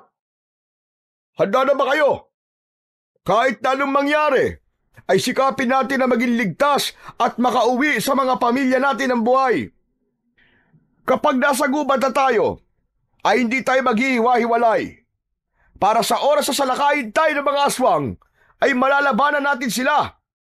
Kayang-kaya natin tapatan ang kanilang puwersa. Tayo na mga kasama. Isa-isang sumang-ayon ang mga kasama namin. Ako naman ay nanatiling walang imik sa tabi ni Freddy. Kabado ako ng mga oras na yon at pinagpapawisan ng malamig at malapot ang aking noo. Lalo na nang magsimula na kaming maglakad papasok sa kagubatan. Pagbungad pa lang ng aming mga sulok ay kumalat kagad ang liwanag sa kakawihan. Nabulabog namin ang mga hayop na nakatira doon. At dahil sa aming ilaw, ay biglang nakaramdam ang pangkat namin ng kaluskos sa paligid. Uminit din ang suot kong agimat. Pagkatapos, ay malakas na sumigaw si Freddy habang nakatutok ang sibat niya sa madilim na bahagi ng kakawihan. Mga kasama, nariyan ang mga kalaban! Alerto kayo! Dahil sa sinabing yun ni Freddy, naging alerto kami sa aming paligid. Mabilis ang paglinga namin sa unahan at hulihan ng aming daan. Saka ko lang napansin na parabang kulang na kami ng 2 miyembro. Teka, sandali lang po, Kapitan. Para pong nawawala po ang 2 babae na kasama natin, Nang mapansin ni Kapitan Eli na nawawala nga ang 2 babae na kasama namin, napamura siya at mas lalong bumilis ang paglinga sa paligid habang itinututok ang sulok sa unahan ng daan. Anak ng putya, oo! Bakit walang nakapansin sa inyo na wala na ang 2 babaeng kasama natin? Ano ba kasing ginagawa nyo? Maging alerto kayo! Kahit ako ay aminadong hindi ko rin yun napansin. Masyado kaming nalibang sa paglalakad. Sinubukan ni Kapitan na tawagin ang pangalan ng dalawang babae dahil baka naligaw lamang ang mga ito. Ngunit ang narinig namin ay ang pag-angil sa paligid. Maya-maya pa ay lumitaw sa harapan namin ang maraming aswang na darkula. Doon na kami nagsimulang magkagulo. Natakot ang mga kasama ko dahil hindi nila inaasahan na magpapakita sa amin ang ganong karaming mga aswang. Itinaas ko ang aking pana at sunod-sunod na nagpakawala ako ng palaso sa ere. Tinamaan ko ang mga aswang na darkula at bumagsak ang mga yon sa lupa habang nagkikikisay ang katawan nila. Nera! Nera, sa likod mo! Ngunit huli na para tamaan ko ng palaso ang umaatake sa akin na aswang. Dinagit ako ng aswang at inilipad ako sa impapawid. Nabitiwan ko ang hawak kong pana. Pero dahil sa suot kong mutya ng salabay, napaso ang aswang at nabitiwan din niya ako. Naramdaman ko ang pagtama ng katawan ko sa sanga ng puno. Ngunit nakakapit ako kaya hindi ako tuluyang bumagsak sa lupa. Mabilis akong bumaba sa puno at ginamit ang punyal na nasa hita ko. Agad kong sinalubong ang mga kalaban at nilaslas ang kanilang mga leeg. Bumagsak ang mga yon sa lupa habang bumubula ang sariling bibig. Lumilitaw ang malaasidong epekto ng aking kapangyarihan sa katawan nila hanggang sa tuluyan silang masunog at maging abo. Sa paglingon ko sa mga kasama ko, marami sa kanila ang nasugatan. Kaya naman, lumapit ako sa kanila at ako naman ang humarap sa mga aswang. Hoy! Ako ang harapin nyo! Mga impaktong buwang kayo! Nagpasirko-sirko ako sa ere, papalapit sa mga kalaban ko. Bawat aswang na tamaan ng sandata ko ay bumabagsak ang mga yon sa lupa hanggang sa masunog ang katawan at tangayin ang abo ng hangin. Sa pagtayo ko para kumustahin ang mga kasama ko, napansin ko na nawawala sina Kapitan Eli at Freddy. Freddy! Freddy! Kapitan Eli! Nasaan po kayo? Sumagot kayo! Biglang bumundol ang kaba sa dibdib ko. Maya-maya pa ay nilapitan ko ang lalaking sugatan. Tinanong ko siya at sinabi niya sa akin na umalis daw ang mag-ama. Biglang lumiwanag ang suot kong mutya. Palatandaan yon ng isang panganib at babala. Iniwan ko ang mga kasama ko dahil iba ang kutob ko. Bigla kong naalala si Lola. Wala siyang kasama sa mansyon ng mga sandaling yon. Hindi ko alam kung bakit bigla akong kinabahan. Kaya malalaki ang hakbang ng mga paa ko na tinakandaan pabalik sa palaisdaan. Diyos ko! Diyos ko, sana po nagkakamali lang ako. Hindi maaari. Huwag niyo pong pababayaan ang lola ko, Panginoon ko. Nakikiusap po ako sa inyo. Lahat ng kaba na nararamdaman ko ng mga oras na yon ay mas lalong nagbigay sa akin ng matinding pagsisikap na makarating kagad sa mansyon sa palaisdaan. Pagkalipas ng ilang minutong pagtakbo ay narating ko na kagad ang kinaroroonan ng palaisdaan at hindi nga ako nagkamali sa babalang ipinaramdam sa akin ng aking mutya ng salabay. Nakita ko na pinagtutulungan ni na Kapitan Eli at Freddy si Lola Tanya. Hoy! Ano ginagawa niyo kay Lola Tanya? Akala niyo ba magtatagumpay kayo sa binabalak niyo? Tay, alam niyo na tungkol sa atin. Nawala na ang bisa ng itim na maika sa agimat niya. Kahit na bisto niya tayo, anak, hindi ko hahayaan na mabuhay siya. Sige na, patayin mo na siya! Pakawalan niyo si Lola! Bakit niyo siya sinasaktan?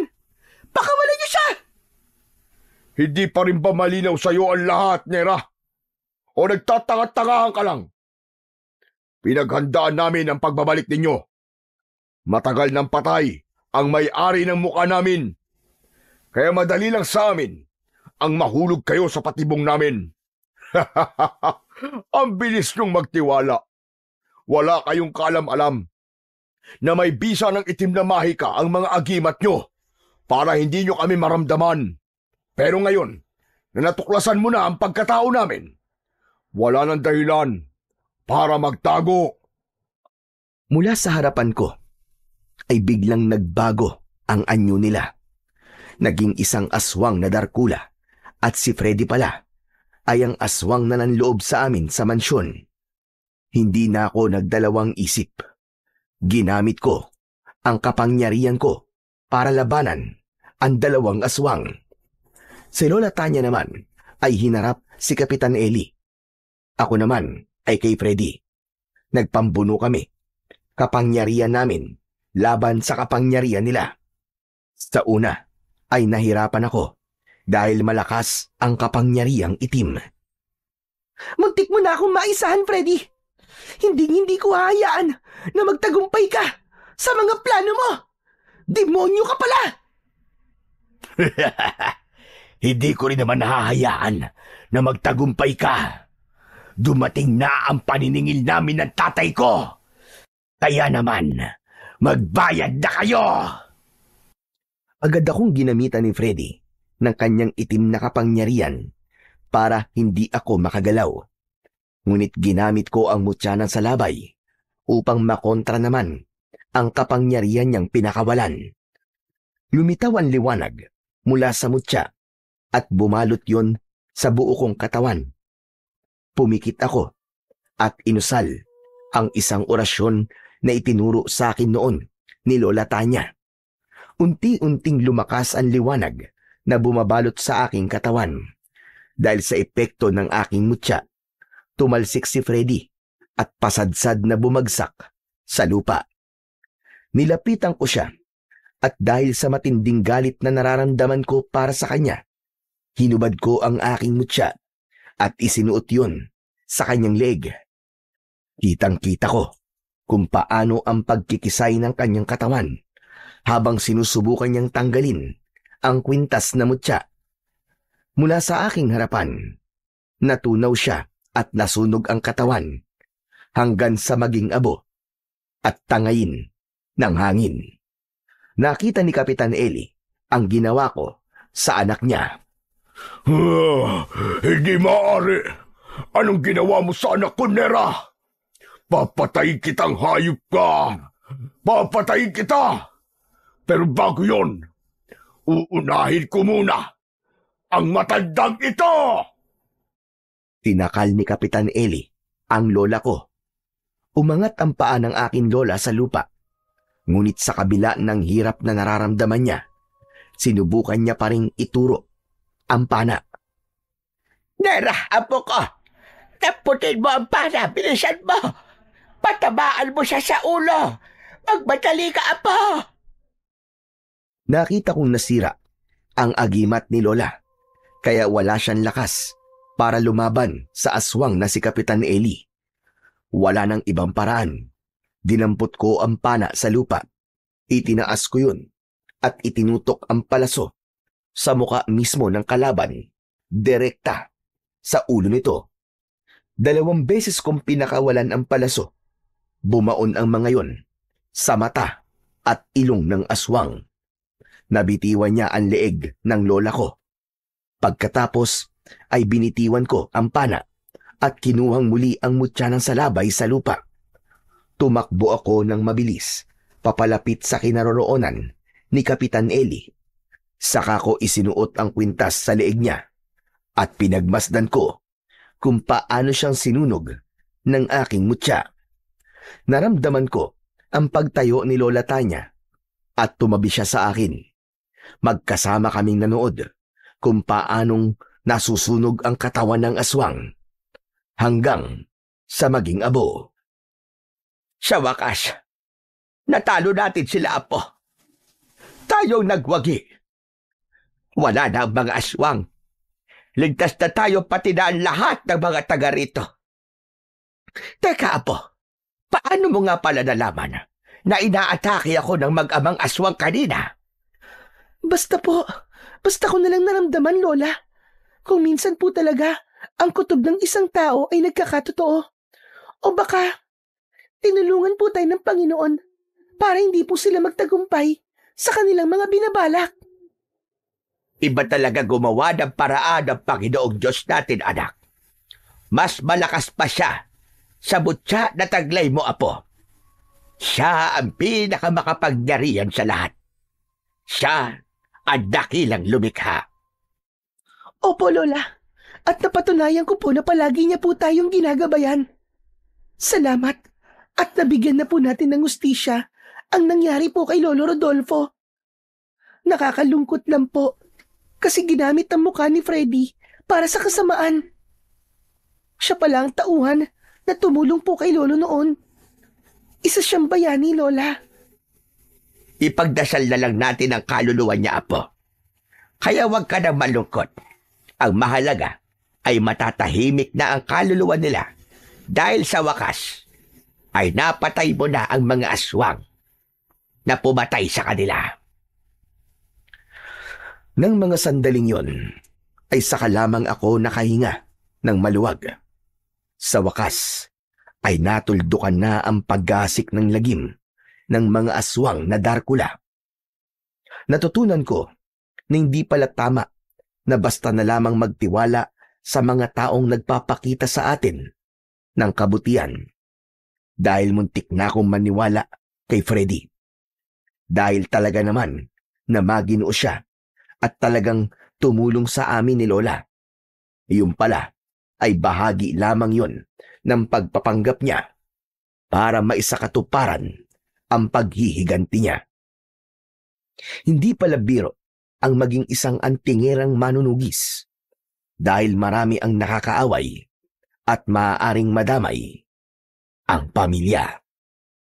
Sa ngayon po, ay muling bumalik sa katahimikan ang baryo, pati na ang respeto ng mga tao kay Lola. Tuluyan na po naming ipinasara ang palaisdaan at bumalik na kami sa Maynila. Hanggang ngayon po, ay suot ko pa rin ang mutya ng salabay. At sa tuwing nakikita ko po ang kwintas ko, ay naaalala ko ang nakakakilabot na karanasan na yon sa probinsya ng aking lola. Hanggang dito na lamang po ang natatangi kong karanasan at maraming salamat po sa pagbabasa. Ang kwentong inyong napakinggan ay nagpapakita lamang na sa dulo ng bawat laban, mapapatunayan na walang puwersa ng kadiliman ang makakadaig sa pusong may determinasyon at pananalig. Ang kanilang pagsisikap ay naging paalala na sa bawat pagsubok, ang liwanag ng kabutihan ay laging mananaig kung hindi tayo susuko. Ang hustisya ay hindi kagad dumarating, ngunit sa pagtsatsaga at katapatan sa layunin, ito'y tiyak na magwawagi. Sapagkat sa mundong puno ng dilim, ang tunay na sandata ay hindi lamang lakas o tapang, kundi ang paniniwala na ang kabutihan ay laging magbabalik. Mas malakas, mas makatarungan, at mas matatag kesa sa inaasahan.